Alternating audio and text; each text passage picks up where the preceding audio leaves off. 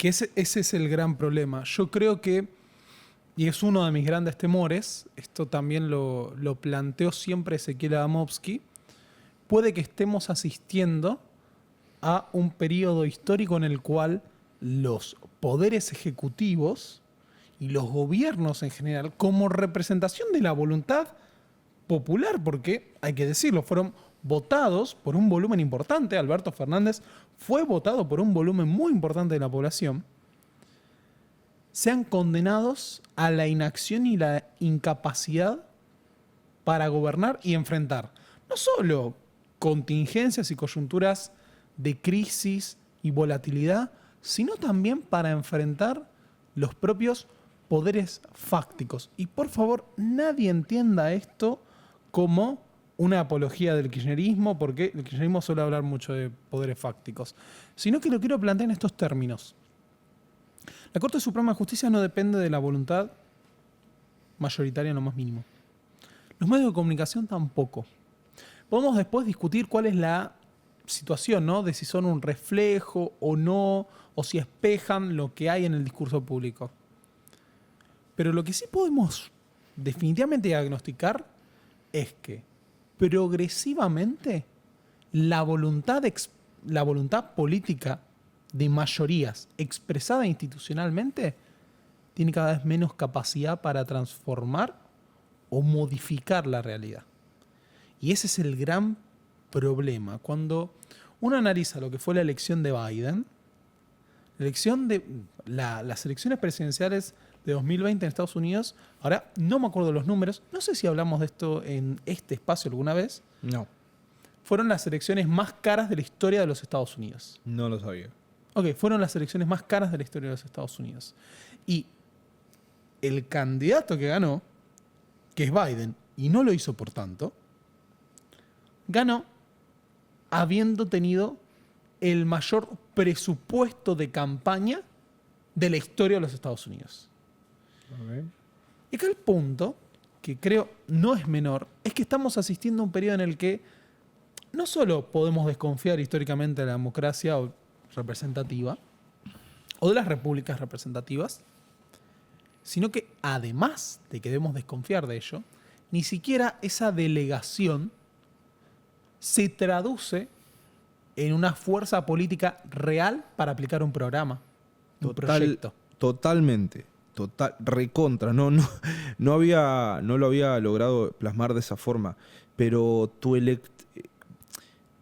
que te haya votado. ¿Alberto cuánto ganó? Creo que 47. Con el 48, si no me equivoco, por ciento de los votos. Ni en pedo tiene la banca del 48% de ese electorado que lo votó. Eso es increíble. Sí, pero no solo es la banca, porque hoy en día no lo tiene, estamos todos de acuerdo. Sí. Pero en ese momento, digo. Que en ese momento no tenía la fuerza que suponía el apoyo de la mitad de la población. Eso. No, bueno, a eso es a lo que quiero ir. Estamos... que puede ser catastrófico. A ver, no quiero ponerme en posibilista, pero hagamos este ejercicio. Porque para mí, digamos, en lo que es, por lo menos mi perspectiva militante de algún momento, y lo que es mi lectura de lo que pasa en la Argentina, a mí me aterra este escenario. Sin importar el apoyo o la fuerza organizada que pueda expresarse electoralmente y por medios institucionales, tal vez no puedas imponer un proyecto o no puedas imponer una transformación de la realidad. Y no lo pienso solo para Argentina. Lo pienso, por ejemplo, para el caso de Chile y Colombia. Y hay que ver qué ocurre con lo que es el proceso propio de Bolivia. Porque ahí hay otra lógica, porque Sí. el MAS tuvo mucha fuerza, se logró instalar en la sociedad, no solo desde una perspectiva institucional, sino que ahí hay una radicalidad de conflictos particular. Bueno, ni hablar en Colombia. Pero uno de mis grandes temores es que, por más que uno retome a Lenin, el Estado de la Revolución, por más que uno piense, ¿no?, en la conformación de grandes coaliciones políticas o fuerzas que tengan representación de los sectores trabajadores o de los sectores populares, sectores campesinos. Y si en el escenario actual no hay forma de que una fuerza política organizada institucionalmente pueda representar la voluntad de esa mayoría, y no me refiero a representar de que la exprese, porque puede tener esa masa de votos, puede presentarse a elecciones, pero que después eso se exprese en un plan político que se pueda llevar a cabo. Y si hemos llegado al escenario en el que el poder, poniéndonos filosóficos, ha abandonado el plano de la política partidaria institucional y justamente modifica y moldea la realidad desde otros puntos, desde lo comunicacional, desde la volatilidad económica, desde la pérdida real, porque uno dice el mercado y por fuera de la falopa de que el mercado somos todos, porque hay una lectura que se hace del mercado, Sí. son las personas que interviniendo, no, los mercados, el grado de intervención que puede tener poblaciones enteras puede resultar ínfimo frente al de ciertos poderes económicos organizados, ni siquiera organizados, ¿no? Sino oligopólicos. Y si llegamos al escenario en el que podemos debatir de política todo lo posible, pero nuestra posibilidad de modificar la realidad de la política, y no hablo solo de la política, ojo, no estoy diciendo desde los partidos de siempre, sino desde incluso llegar al poder y a controlar el Estado. Estás dando unas ganas de armar asambleas y cooperativas que es mi momento. Yo creo que esta crisis yo nunca me lo hubiera imaginado hasta corto plazo. Y mirá que me he comido puteada yo, el punto de decirme de que yo, profesando mis ideas... de hecho, esto vos sabés que me remite a una charla que yo tuve en la fiesta rosista, allá el año pasado, con un par de asistentes también ahí, que estábamos haciendo unos debates muy lindos, charlando. Es re loco, porque esos son lugares en donde no queda como un maniático hablando de esas cosas. Era como gente tomando birra y charlando sobre por qué era inminente que en algún momento no muy lejano tengamos que salir a los tiros. Con gente tirando pasos de fondo. Ojo, exactamente, y del otro lado, a los 3 metros hay uno raspando el piso con el culo, porque va hasta abajo, porque le andan bien la rodilla. Y justamente me estaban diciendo cómo yo podía, desde mi visión como anarquista, plantear o transferir tal vez esas reformas al mundo, a la realidad y demás. Y me acuerdo que yo le dije a esa persona, pero vos tenés total seguridad de que en este momento podés hacerlo, o traerlo a debate, o por ejemplo, ponerlo a debate en ámbitos, o ponerlo a debate entre personas o lugares que ni siquiera les compete realmente el interés que sí mueve a esa comunidad que necesita esa reforma. Y quedamos ahí como en una especie de limbo, me acuerdo. Recuerdo mi intervención que cerró esa discusión. Sí, exactamente. Entonces era como, quedamos ahí, pero bueno, ¿qué hace? Y yo explicaba, ¿viste? Che, creo que podemos hacer esto. Creo que hay una traba, como estamos hablando ahora, creo que hay una traba institucional inmensa. Yo creo que hay reformas que no se van a llevar a cabo. No solamente porque estemos peleando, porque creo que, a ver, el mayor, y creo que esto lo debatimos en... No sé si fue el episodio anterior o el otro, sobre que nos estemos peleando entre nosotros y no dejamos de ser la mayoría, gran mayoría, trabajadores peleando contra trabajadores por intereses o por, ni siquiera intereses, sino que por lo que reconocemos que son nuestros intereses. Por ejemplo, y lo pensaba anoche un poco. ¿Cómo se plantea el despegue económico, por ejemplo, de Argentina cuando se habla, por ejemplo, de Argentina? ¿Cuál es el modelo que Argentina tiene que salir para despegar? Un pensamiento de una persona, muchas veces, que ignora por completo que el mundo, no sé si precisamente está despegando. El mundo está o en un stand-by, o se está cayendo. Entonces, plantear tal vez un modelo que se base en volver a construir los mismos modelos de distribución económica, los mismos modelos de producción que hoy en día dan problemas o que muchos de ellos se despegan de esos problemas que generan esos modelos, en lugar de decir, bueno, si tenemos la posibilidad de reestructurar la sociedad, reestructurar las fuerzas productivas, ¿por qué no intentamos hacerlo diferente para evitar ese tipo de problemas? Por ejemplo, a mí algo que me enferma es cuando la gente está debatiendo los modelos de industrialización, ignorando completamente, por ejemplo, las crisis climáticas. Por ejemplo. Y no estoy hablando de esa postura de los países del tercer mundo tienen que emitir energía verde, mientras que nosotros las potencias quemamos petróleo durante 100 años y somos lo que somos hoy en día.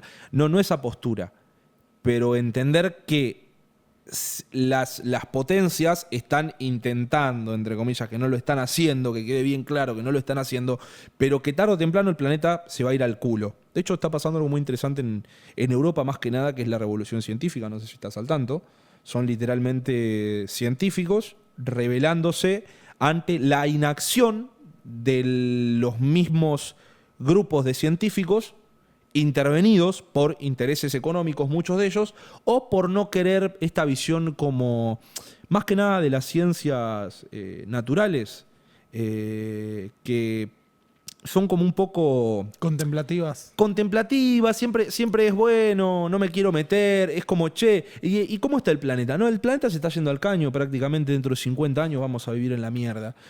Pero bueno, qué sé yo intento, ¿viste? Me peleo un poquito, presento un documento de 3.000 páginas que no va a leer nadie, que no lo van a levantar los medios, que las empresas posiblemente están, y es algo que es comprobado. El tema del lobby, de cómo se moderan, por ejemplo, las mismas industrias intervienen en los documentos resumidos, en donde sacan palabras, literalmente sacan temas, por ejemplo, y algo que bueno, parece, por ejemplo, una tontería para mucha gente, pero, por ejemplo, cuando se habla del consumo de carne como un problema, por ejemplo, para el medio ambiente, literalmente en muchos de esos documentos se quitaba la palabra carne totalmente del medio. O temas ligados a industrias, por ejemplo, qué sé yo. Hoy en día Europa está llena de capitales de capitales árabes, digamos, de lo que es Emiratos Árabes, Arabia Saudita, etcétera. Y los tipos es como que hacen todo lo posible para que se sigan manteniendo esos modelos. Entonces es muy difícil que nos pongamos de acuerdo, retomando lo que estaba diciendo, que ni siquiera podamos ejecutar esos planes de acción solamente porque ya existe una cuestión de un tira y afloje de no voy a dejar que hagas esto y no voy a dejar que hagas esto. Y que se expresa de una forma maravillosa en lo que fue la renuncia de Guzmán. No estaba un poco en esa posición y me robo un poco esta reflexión de Rebord, que lo vi el lunes, creo, en Maga, no me acuerdo cuándo es que sale Maga, lo vi repetido, que el tipo decía, por ejemplo, la economía de Argentina es un desastre, tiene que renunciar el ministro de Economía. Renuncia el ministro de Economía y de repente los mercados se van a la mierda porque renuncia el ministro de Economía. Y empiezan a decir, no, pero creo que no es la forma, que vamos a... Y estamos en ese debate de, bueno, hacemos una cosa o hacemos la otra, avalamos esto, no avalamos esto, y siempre están en una cuestión de vamos a hacer lo contrario de lo que está haciendo la otra persona. Y hoy en día lo analizo de esta forma porque está al frente de todos en el oficialismo, pero estoy segurísimo, que esa misma posición va a ser tomada por el frente de todos como una reacción si fueran a perder las elecciones en 2023. Porque ese panorama, creo que es un fruto de ese mismo panorama de inacción. De nadie puede hacer nada porque nunca vamos a dar consenso para hacer algo. Literal. Por eso creo que ya es un problema de que las instituciones de las repúblicas representativas, democracias representativas, están en un panorama de crisis que difícilmente veo que salga de la misma forma en como entramos hace un par de años. Bueno, respecto a lo que es el marco electoral, a mí lo que me aterra es que en este grado de apatía colectiva Yo antes te iba a tirar un chiste, pero lo voy a dejar para otro momento. Ok, Ya vamos a ok, ver. ok. En este clima de apatía política, también el mismo sistema político institucional va a restringir tanto las posibilidades de una salida real de esa crisis política y económica que nos vamos a encontrar los apáticos muchas veces yendo a votar por esas fuerzas o por coaliciones o por candidatos que no nos movilicen en un grado de resignación, y lo más probable es que, para colmo, incluso los proyectos que representen esos candidatos después sean inaplicados. Y ni siquiera va a depender de la voluntad de esos políticos. Y eso es lo que me aterra. Eso es el problema. Eso es lo que realmente me aterra. Hoy hice una encuesta porque me preguntaron cuál era mi situación, cuál era mi opinión sobre la situación política de la Argentina. Y yo planteé, bueno, yo en este momento siento una excesiva apatía,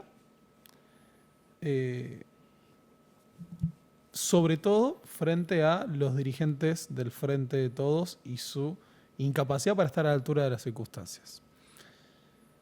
Y después pregunté, acá quiero hacer hincapié, no estoy diciendo que esto es una muestra de la sociedad argentina. Pues es una encuesta porque un conocido, Argentinidad y Confusión, hermosa página, ya el nombre es muy bueno. Sí. La foto es del Diego, en colores. Sí, me sigue. Me dijo 100%, de acuerdo. Digo, ¿alguien más? Y el 91% de la gente votó que se identificaba con eso. Y eso que teóricamente es un lugar de gente con pensamientos afines. Exactamente, a eso es a lo que yo quiero llegar. Ese volumen de votantes de esa encuesta es una muestra muy representativa de gente que milita, que tiene convicciones políticas, que está interesada en la política y o en la historia. La mayoría del arco peronista, progresista, izquierda. Y de repente ese es el sentimiento que le genera el panorama. Yo lo que me pregunto es, ¿qué ocurre con Rubén? O sea, yo tengo que laburar igual, no importa quién gobierne. ¿Qué puede ocurrirle a Rubén si aquellos que tienen convicciones se sienten apáticos? Estamos en la bosta, boludo. Estamos en Porque la bosta. una cosa es los que nos la pasamos discutiendo y debatiendo estas cosas. Pero ¿qué queda para el que, por ejemplo, cómo experimenta esta situación? Vos y yo tenemos la panza lo suficientemente llena. ¿Cómo experimenta esta situación de incertidumbre, de volatilidad, el que ni siquiera puede plantearse debatir la política? Sí, es... ¿Cómo lo convences en este momento de que No importa quién gobierne, yo tengo que trabajar igual.